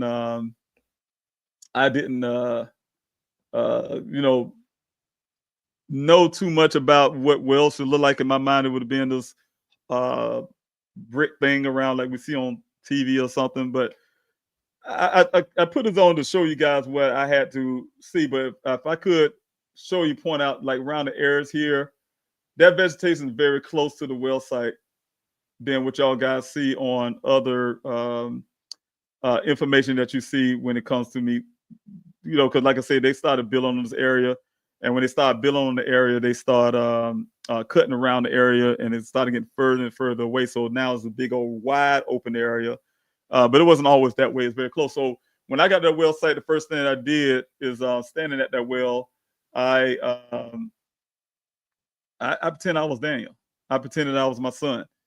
And I stood out there and say, okay, what Ken said he was staring at? Like, what is it to stare? Because when you look, if you look, every direction will look like the vegetation you see, those, because this area here is closer to the Wagner Wash area, the Hassayampa River area. So it gets a lot of, whenever it does rain, which it don't rain in Arizona much, but whenever we go through the rainy season, this right here is a wash that's going across there, right there. Water runs through here. So the area around here is a little more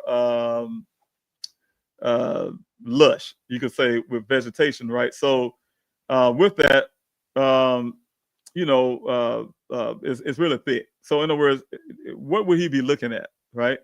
And so I couldn't figure that part out, and I was just standing there and just try to be my son for a moment, you know, and try to get in Daniel's head and see what the logic was and those type things. I know my son's a very logical person, and I couldn't find anything. So that really bothered me. It was really troublesome to me because, you know, look, that is not, it just didn't feel right. The story to me didn't feel right to me because of things that were said. So let's see, I've been here for an hour and 20 minutes. I'm may have to say some of these things for later.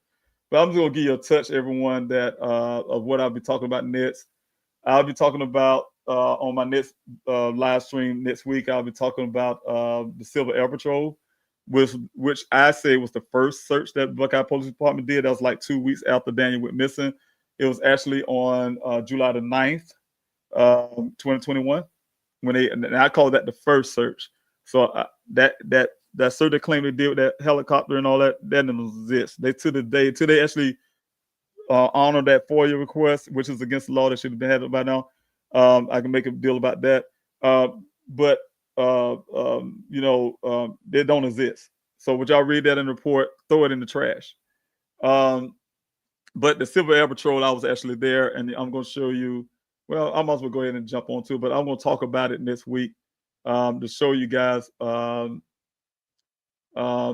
thoughts on them. See if I can put the right one. I have one video that I want to show you what I kind of spoke on it. I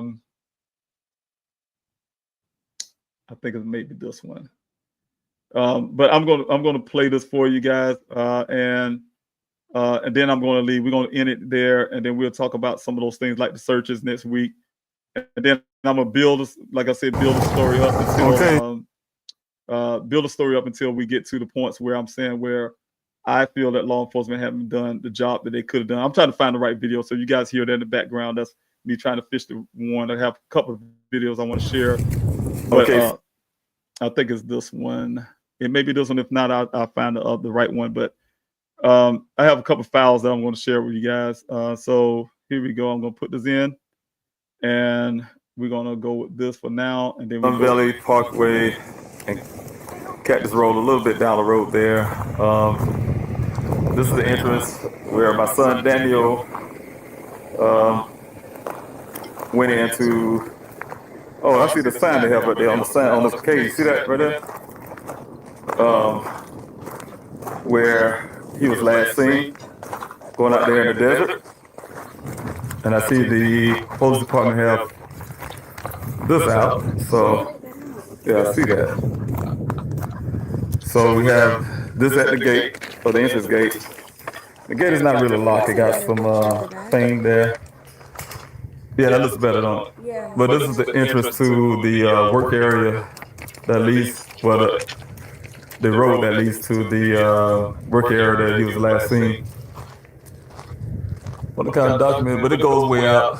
I'm sure the camera can't pick that up, but it goes way out, like miles and miles and miles till you get to that mountain out there somewhere. And then go out that way, it goes on even farther somewhere. So they're saying it's going to be here at 5 a.m. It's a little after 5 now. And we're waiting to see the Civil Air Patrol come out along with the other guys where we had organized to show up to do their thing. So we're waiting. We're going to find out or not. They need to be here, so kind of anxious. Hope the Lord bless they find my son and my daughter's brother. All right, baby, this is it. Okay, that's hard to even think, but it's more video to that, and to give the context of that again. I have had doubts that I had early doubts that helicopter search didn't happen, even though my aunt T from Philadelphia, Pennsylvania, had alerted me as I was coming to Arizona that she was really excited. They say they're gonna put the bird in the air and things like that. I think they just told her that to make her feel good, and it didn't actually happen. And the reason why I was doubtful is because of what Ken told me when I talked to him face to face. And we'll talk about those, and I want to get into, because like I say, this will be for the next time. But some things he told me face to face that he witnessed. Law enforcement wasn't at the well site, or nor there were any helicopters flying in the air. And he was there the whole entire day. So I'll talk about those. And in context of this video was that Detective Biffin mentioned about the Civil Air Patrol. You guys will hear that audio too. That they was going to put, the bird in the fly in the air, plane in the air to search the area, and the guys on the ground. I heard them and I didn't believe them too much, to be honest with you. So I said, you know what, to see if they actually going to do what they say they're going to do. I didn't tell them I was coming. I just said, okay, great. Thanks so much to give me some information, basically. And as soon as I hung up the phone with them, I called my daughter and said, hey, look, we getting up early in the morning. And we're going to be at Sun Valley Parkway at 4 o'clock. I think it was 4:30 in the morning, because they said they're going to be there at 5 o'clock. And we got there at 4:30. It wasn't even light outside yet. That's why it looked so dim. Like, it was dark when we got there. And then the sun started coming up rising. 5 o'clock was getting there. And they didn't show up till 8 o'clock. So we was out there for a good while. But they ended up not showing up till sometime after 8 o'clock that morning. And so we'll talk about those things as well. So anyway, I will jump off here now. And I want to thank you guys for your patience with this whole live tonight. I again, we'll be doing this every week until whenever. I'll do this until the end of the week till we get to where we're at now in my son's case. There's some more information I'm working on. I'm working with some partners on the outside of this. We were talking about investigative stuff and some new things about that law enforcement should have found. I have someone that have been working very hard behind the scenes to get information on my son's case, to give you some other things you guys need to think about and what you guys need to know when it comes to Daniel. So again, I'm working on that with him. Hopefully, we would, like I said, pretty soon we'll be sharing that kind of stuff with you guys. Some things outside, like I said, that's not public. But some things, well, some of it's public, but a lot of it's not. And then some things need to be pushed out there a lot better. So going back into that, and also to, like I say, like again, just really put you where we're at with law enforcement right now, and why I still need your continued help to push along my son's case to get these answers, because the answers there, the longer it takes, it's a lot harder to get the answers you actually need, but long as law enforcement dragging their foot. So I really, how I want to say it, April 10th this year, I really hoped that it was a reset with the Buckeye Police Department. I mean, I really did. I mean, I'm really doubtful again right now. And I'll explain those things to you, because we have a new police chief, Sanders. He's not actually new, but he was actually assistant and moved up. And then we have a new Detective Adams, Justin Adams is his name. Justin Adams of the Buckeye Police Department, who seemed to be a person who would actually do something different from what Detective Biffin haven't done yet. And so, but it's almost feeling like the same old same. Only difference is, so far, the only thing that Detective Adams done in the thing we spoke about before that custody exchange, hadn't been done. There's one thing he said he done, and that was spray the clothing you see on the ground here. Oh, get my orientation right. The clothing with some kind of chemicals, something till like the luminous or whatever they call the stuff, just to look for blood. He keeps explaining to me about they use something else to spray on the clothes that look for blood without damaging DNA. But then now, when last I spoke with him, email wise, he is saying languages as in first he said about DNA not being destroyed, but then he's saying now, oh, the length of time, there probably ain't no DNA there. You know. So make a long story. I think that comes to me it sounds like a movement to not, I won't say cover up, but to how I want to say I'm trying not to say cover up, but that's the only word I can use in a sense. Cover up the fact that something else, the clothes haven't been handled right, or this may have happened, and now the chemicals we use probably destroyed DNA. And so, because what I think what the problem is, that I told him, I'll keep calling him about it. Hey, look, what y'all done yet? And one of the concerns I have is like, look, when you guys are done with my son things, I need all of the stuff back. So that was the agreement we have. Once you're done doing the same stuff you can do, we'll have it back. Because I told him then I'm gonna have it independently tested, right? So having said that, I'm sure if there's some words that they didn't handle it right, or something can come back up from an independent testing, then they probably worried about that. And that's what I'm saying, the cover up part. So that's what I'm feeling in this. And I could be feeling the negatively part, but I'm trying to give them the benefit of the doubt. So of course, I'm still gonna get it independently tested and let someone else tell me, hey, this has been handled right, or this chemical they use destroyed us, or we have residue of this certain kind of whatever the case may be. We definitely going to do that. So, and the other part, lastly, also the fact that I talked to Detective Adams so far and asked them about what happened is, and my son, vehicle showed up. This vehicle showed up, I think it was on July the 22nd, roughly 21st or 22nd. I had a meeting with the Buckeye Police Department Chief Hall at the time.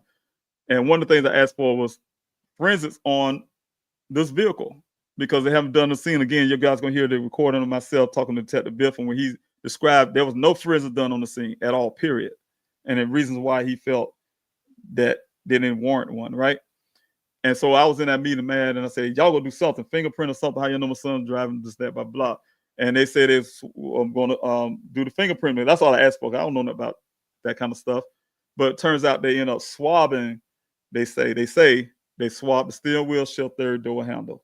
But they didn't touch the airbags, even though all of them deployed. They didn't touch the passenger seat, all of them deployed, to see if anybody else is in the vehicle. But nevertheless, they have a swab and they say the steering wheel, shifter, and door handle. So, okay, that was when that happened, that was in 2021. This is 2025, right? And 2021, 2022, 2023, I think it was 2022, the end of 2022, they called me. It's almost like they waited. They waited until we couldn't afford Daniel's apartment any longer. I'm telling you guys, I had so much bills going on. It was crazy. Still trying to take care of his bills and keep everything intact. Make sure nobody, in case there's some evidence there. I mean, it was a lot, right? And so we're paying these monthly bills to the point we can't pay it anymore. And so I talked to the detectives and I told them, look, we're gonna have to dismantle this apartment. Y'all need to go in there for anything. No, they didn't. They ain't see no reason. But my investigator did. So once he finished what he had to do, me and my family, I flew Daniel's mother up to Arizona to we had to do an ABC News interview to make a long story while she was there. We went ahead and took care of Daniel's stuff. I went ahead and had them to pack up his things while all of his siblings and his mother, while I was doing some other things in the desert and all the stuff I was doing. So they packed his stuff up and put them in boxes, and then they left. Then I had to go in there and get those boxes by myself, though. All the stuff, his furniture, his boxes, and put it in a U-Haul truck and take it to a storage unit. Now, after I did that, that's when, after all is said and done, that's when the Buckeye Police Department called me after the fact and said some crazy crap like, oh, yeah, here's almost a year later. Do you happen to have a razor that belongs to Daniel? I'm saying, what you need razor for? So we can do comparison of swabbing that we did on the vehicle to make sure it's Daniel's, see if it's Daniel's DNA or something to that effect, whatever they're doing with it. And I'm like, you thinking I'm having a razor in my pocket, my son? I mean, it was crazy to me. It's crazy to me. Like they almost purposely waited till we have nothing of my son. His apartment is dismantled before they did this. And to this date, they haven't been tested.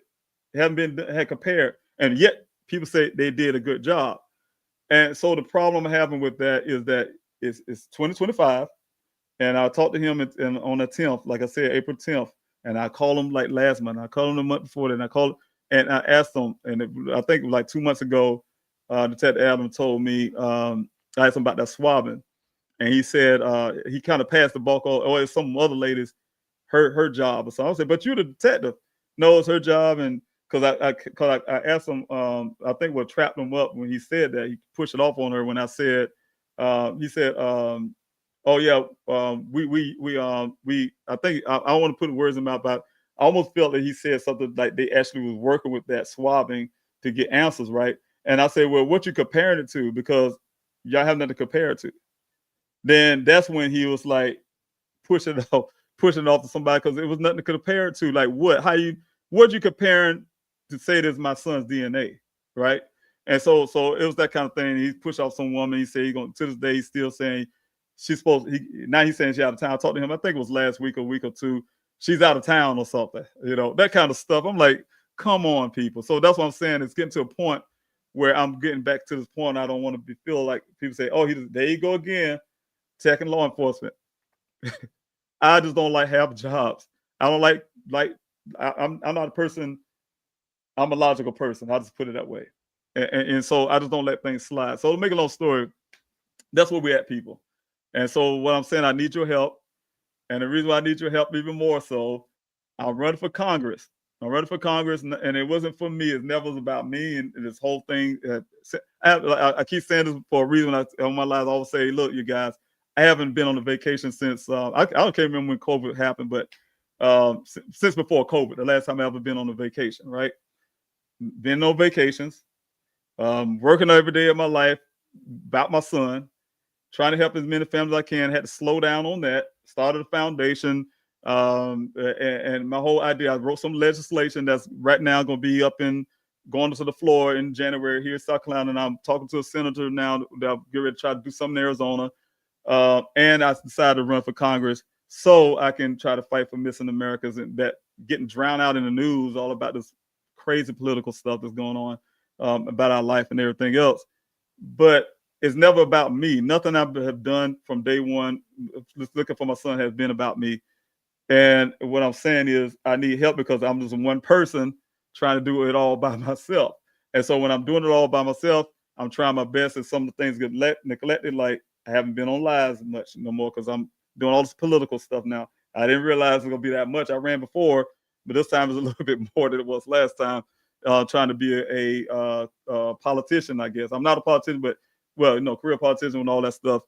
But trying to do that just to win, to be able to get things done. Because I wrote the legislation that I want to take to Congress with me to push it federally for the whole country, right, as well. So long story, that's one part of my reason for running. I'm just saying there's no vacation for me.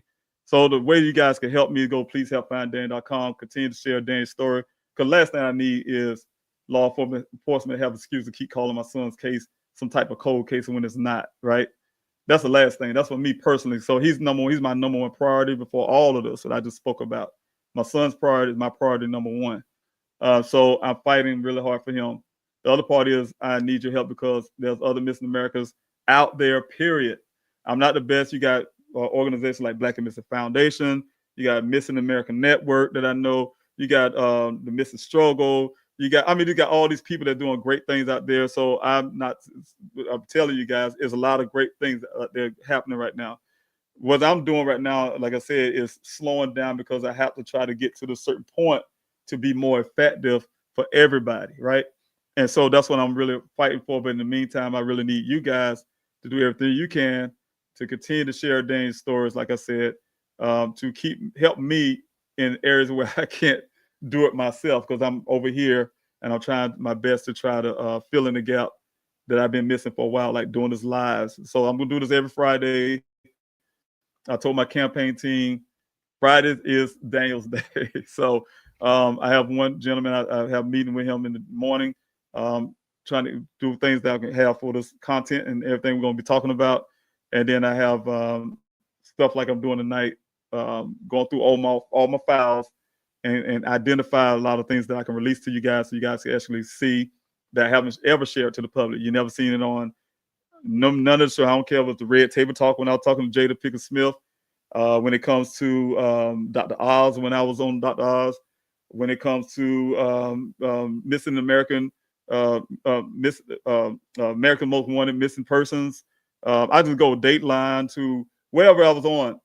It's stuff that you guys have never heard about. Even they haven't heard about. So what I'm saying is it's going to be some things like that to kind of release a little bit of that, but still being able to preserve some things that I still can't release to the public because I am still doing an investigation of my son's disappearance. I am looking at law enforcement as some type of cover-ups and things like that too. So I have all of that in my head, but they move slow because I'm only one person. So that's the point I'm making. There's one person trying to do it all. So take care, you guys. Have yourself a wonderful night. And thank you everyone who have been in the chats. And those who like to watch this off of YouTube and you have to watch this after fact, I will get that straightened out next time. Let's see what else I need to say before I get off. Please have finddane.com. Join the mail-in protests and all the minutes you can to law enforcement. Everything. You just go on the page and you can see all the ways you can help sign a petition, you name it. I need financial support too as well because I definitely need to be trying to get to Arizona and things like that. Let's see what else. Any way you guys can help, share Daniel's story, all of that. So thank you guys. I'll talk to you guys on the other side, and I'll end it here. So take care. You guys have a wonderful night.